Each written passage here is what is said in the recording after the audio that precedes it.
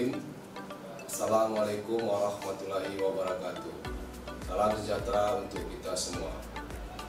Kami dari tim gugus tugas percepatan penanganan COVID-19 Kabupaten Aceh Tenggara dengan ini menyampaikan perkembangan terkini percepatan penanganan COVID-19 di wilayah Kabupaten Aceh Tenggara pada hari ini Selasa 28 Juli 2020. Pertama, orang dalam pemantauan atau ODP berjumlah 3 orang.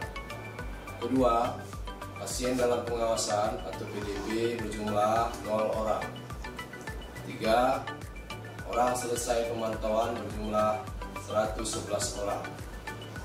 Selanjutnya kami sampaikan jumlah orang yang masuk dari pos pemeriksaan perbatasan Loai Pakam yang berbatasan dengan Kabupaten Karo, Provinsi Sumatera Utara dari tanggal 27 Juli 2020 pukul 08.00 WIB sampai dengan 28 Juli 2020 pukul 08.00 WIB berjumlah 117 orang.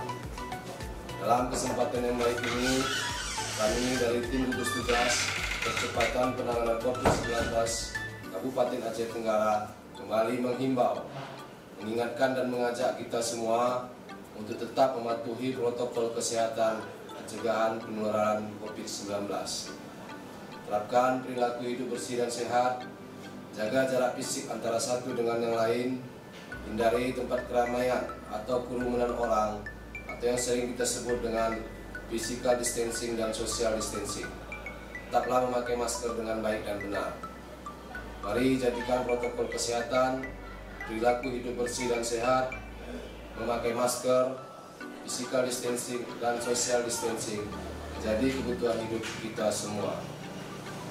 Tim gugus tugas Kabupaten Aceh Tenggara mengingatkan kembali pada pihak sekolah menengah pertama atau yang sederajat dan sekolah menengah atas atau yang sederajat untuk menjalankan penerapan protokol kesehatan pencegahan penularan COVID-19 dengan sebenar-benarnya di sekolahnya masing-masing agar tetap berkoordinasi dengan tim gugus tugas Kabupaten Aceh Tenggara supaya hal-hal yang tidak diinginkan tidak terjadi kepada peserta didik dan para guru di sekolah masing-masing.